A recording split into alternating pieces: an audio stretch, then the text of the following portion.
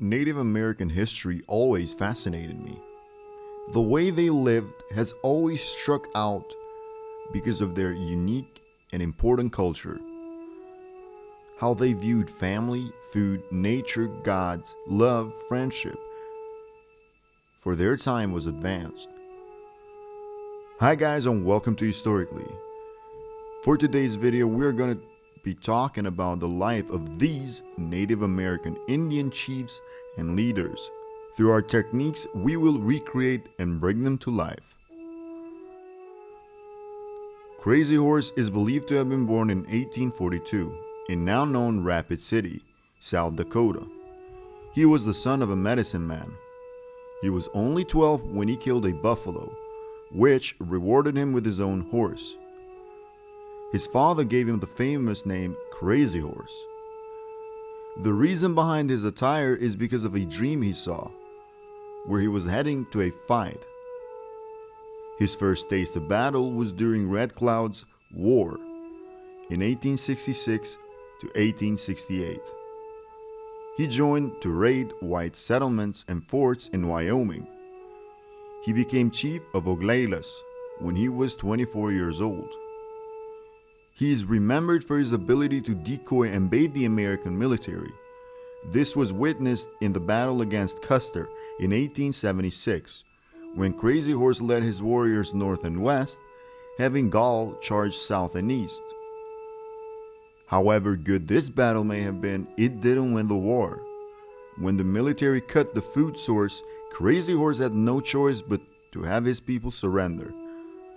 He died when he escaped the reservation to take his wife to the Brule Agency so she could see her family before she died. He was surrounded by 40 scouts and a soldier bayoneted him through the abdomen. He died in the same night. Sitting Bull has to be the most famous Native American Indian in history. It is not known exactly when he was born, but he was alongside the Grand River in Dakota County. He was called Slow at a young age, which eagerly had him push himself to tear off that nickname. He killed his first buffalo at only 10 and rebelled against the enemy at 14, and that's where he got the adult name. Sitting Bull gained enough notoriety that his followers would just have to say they are his boys, and they'd automatically win.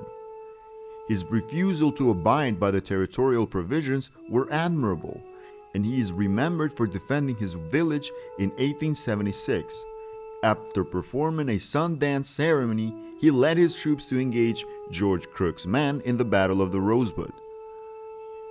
He was present even in the death of General Custer. After that battle, him and his followers left for Canada. He surrendered in 1881, but peace wasn't an option. Somewhere along these lines, he said that he couldn't live as a white man. He'd rather have died as an Indian. There was an arrest attempt on him after supporting the movement of 1890 to restore the Native American way of life. Unfortunately, Sitting Bull was wounded and then shot in the head by the officers. Red Cloud is one of the most important figures, the one that made a huge dent in the war. He is the first and last chief to have won a war against the U.S. Army. He was born in 1820 near the Platte River, the current day of Nebraska. The war between the people that Red Cloud led against the military was in 1866, when Captain William Fatterman was sent with a relief party of 81. He thought that he could ride through the Sioux Nation. He never returned. After that attack in 1868, the government drafted Fort Lorain Treaty, which guaranteed the Powder River and Black Hills to be for the Lakotas forever. Red Cloud saw through it, and they burned down every fort they found along that trail. Red Cloud met with President Grant in Washington and went to New York to mediate peace between the Sioux and the United States. He was in between fires when the Sioux accused him of selling out, and the government believed that he's helping the Sioux, which is when they revoked the reservation given to him under his name. It was renamed to Pine Bridge. Red Cloud died in 1909. He had lost his sight and disappeared from the public eye. Cochise is an early Apache chief. It's not known when he was born, but he was a leader of the Chiricahuas. He reigned terror with his raids during the 1800s. The war between the Apache Indians broke out when Cochise was unjustly arrested for the kidnapping of a rancher's son. Cochise and his warriors increased their raids after the wrongful arrest. Their raids took hundreds of lives and caused thousands of dollars in damages. That's when the U.S. pushed for peace in 1872. The government offered the Apache a huge reservation by Arizona territories if the hostilities would end. The chief didn't enjoy the peace for much.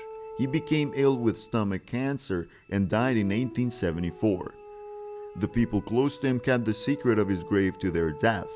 However, it is believed his remains are in Dragon Mountains. Chief Seattle is believed to have been born in 1786. He was the leader of the Suquamish and Duwamish Native American tribes in the now Washington state. He was a large figure to his people and chose to accommodate the settlers around him. It was a different approach, as Chief Seattle was able to understand that everyone should live together and coexist. It's the best way to have peace. He established a friendship with David Doc Manyard, who went on to advocate for the rights of Native Americans. The chief is recognized for his amazing oratory skills. Along with Manyard, they filed for the town of Seattle, which was approved, and the same town grew into the modern-day Seattle. It's named after an extraordinary man who had a vision and what I would call the early American dream. He died in 1866. He had witnessed a few disputes between the Suquamish and Duwamish tribes.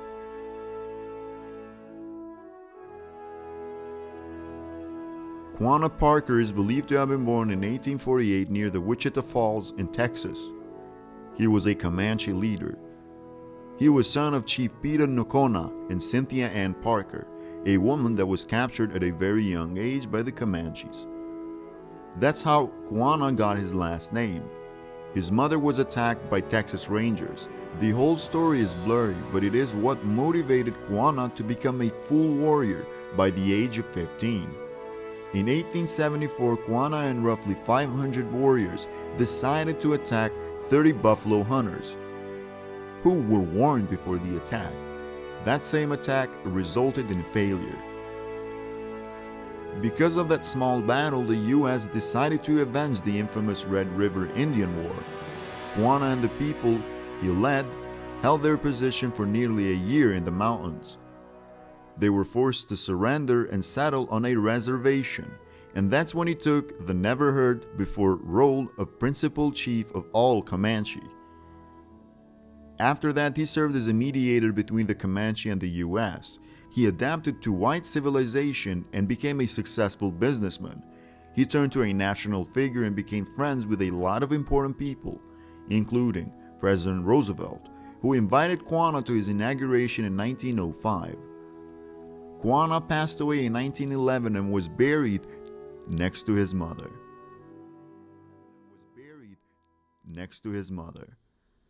That's all we had for today.